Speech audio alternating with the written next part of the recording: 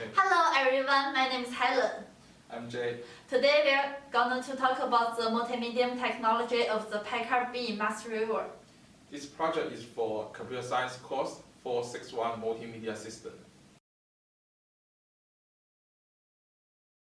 Because the subject of this course is about the multimedia systems, and the robot car is a collection of the speech recognition, video transmission, and computer vision. We can combine the theoretical knowledge we learned from this class with the technologies of this robot car to get the deep understanding of the practical applications in the multimedia technology. Firstly, we explore the basic attribute of the PiCar mass rover, and also we pay attention to explore the target tracking system of this robot car. We test out the ultrasonic sensor and use it to control the PiCar keep in a good distance between the object and itself. Second, we try to use the camera system and OpenCV Python library to track and detect the object and control the PiCar to follow the object. We hope this system will be used in the obstacle recognition of the auto driving in the future. So, now let's look at the demonstration.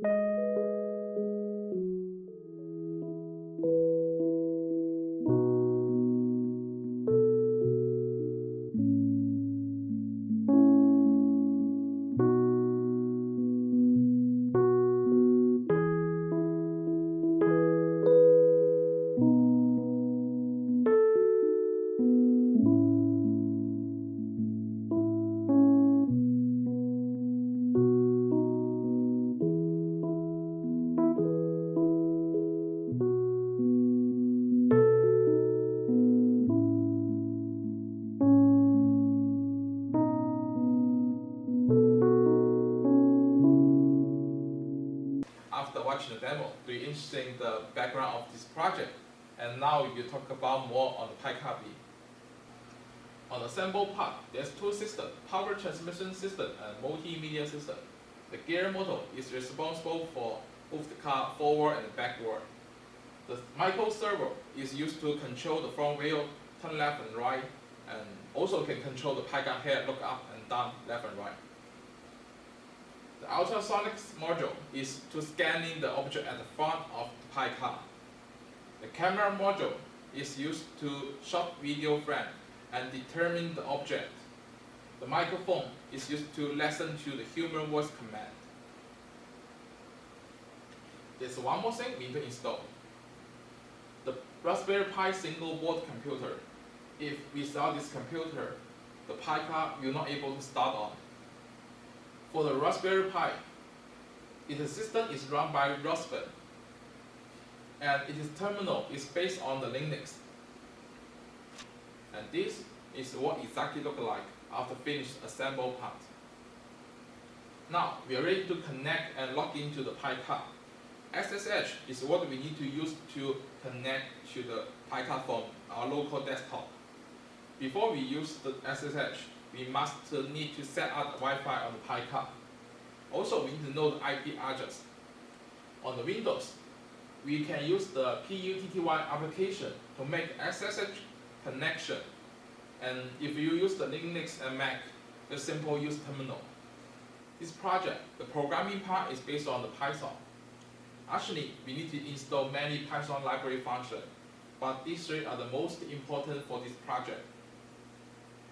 NumPy, we need to use NumPy to deal the large data set. An OpenCV is mainly used to determine and detecting the object by video frame. The PCA9685 is the most important part of the PiCar.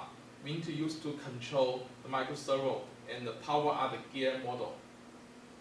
Now I hand to Helen and she will talk about more information.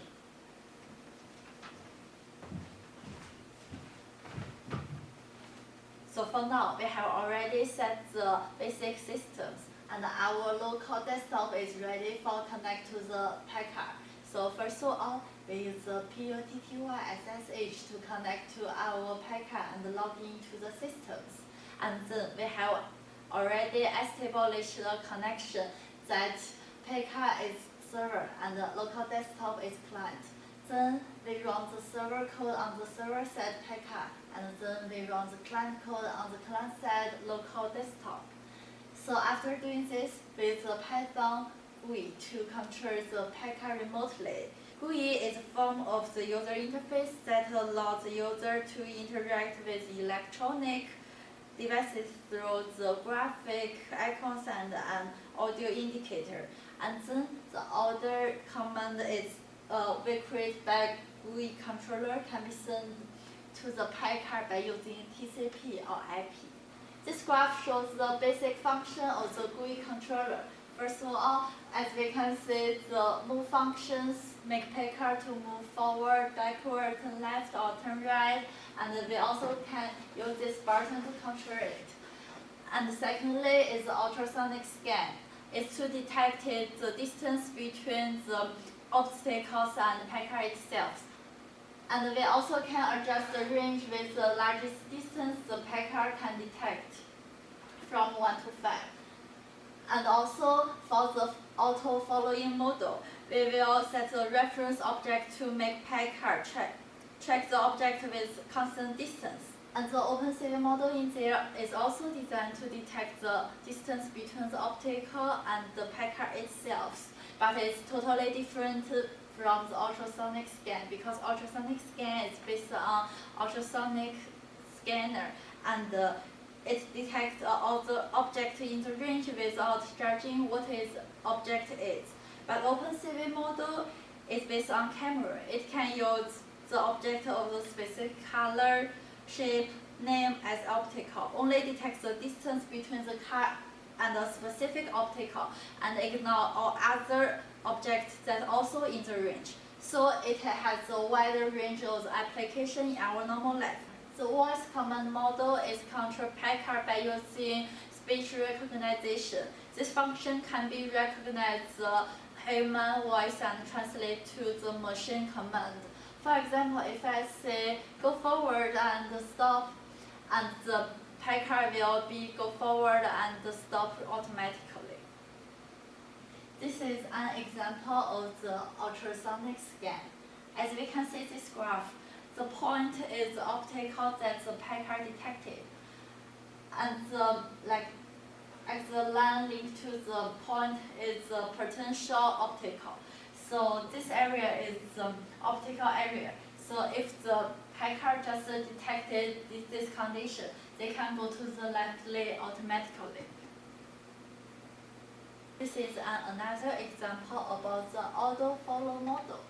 So for example, because we said this distance is 0.4 meters, and if we move this box to the right, and this PiCar will go to the backward, and because the distance will less than 0.4 meters, and if we move this box to the left, and the distance will larger than 0.4 meters, and this PiCar will just move forward.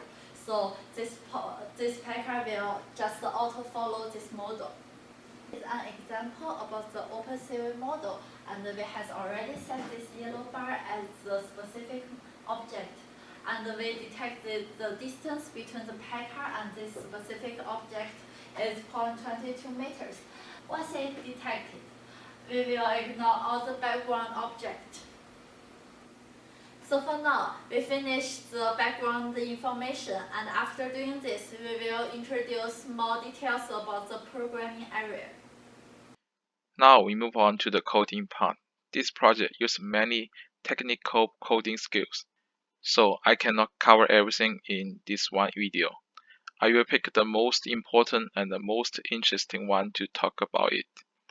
By the way, this code is provided by a dev company. First, let's look at the ultrasonic one.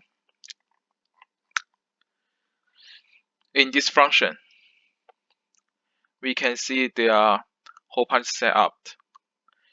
We can see there is a try and an echo. We set the pin to 23 and 24, which is the pin exactly on our PiCar. Before to talk about this function, I need to tell how the ultrasonic works. Ultrasonic sensors work by emitting sound wave at a frequency too high for the human to hear, and they wait for the sound to be reflected back to calculate distance based on the time required. This is similar to the radar measures the time it takes a radio wave to return after hitting the object. The calculation formula is distance equal time multiplied by speed of the sound and multiplied by half. Normally at 20 degrees Celsius, the speed of the sound is about 343 meters per second. Now let's look at the code. First, they initial the try and set up the echo. This is for waiting for the echo back, and active the try, which is send out the ultrasonic wave. And now we don't want to get the response too quickly, so we set the sleep time. After finish the sleep, we will turn off the try, which will stop the ultrasonic wave. On the while loop, if it's not accept the echo back, we set time 1. And if we accept the echo, and we will set the time 2, and we will return the time 2 minus time 1, and multiply 340 and divide by 2. This is how to use the ultrasonic to detect the object at the front of the PiCar and calculate out the distance. Now we are moving to how to use the distance to auto-follow the object. This loop's functions shows the most important code part to achieve this. And this distance range is the largest distance that the PiCar can detect it. And we set this in 2 meters in there. And this distance there is a constant distance we set between the optical and PiCar. And we set it to 0.4 meters in there. After doing this, we need to call the check distance functions to detect the current distance first. And then, if the current distance is in the distance range and larger than the distance stay, the PiCar will move forward to make the distance stay at 0.4 meters again. And because the speed that PiCar moves is stable, in there is 0.38 meters per second, we just need to calculate the moving time. And if it is too long, such as larger than 1 second, we just keep it in 1 second. The reason is we set the distance range is 2 meters, and the moving time is just keep in a little time. If we change the detect range to larger, the moving time will also increase. And the sleep is the time that PiCar keep going forward and then sleep. This else-if statement just follows the same process to make PiCar move backward.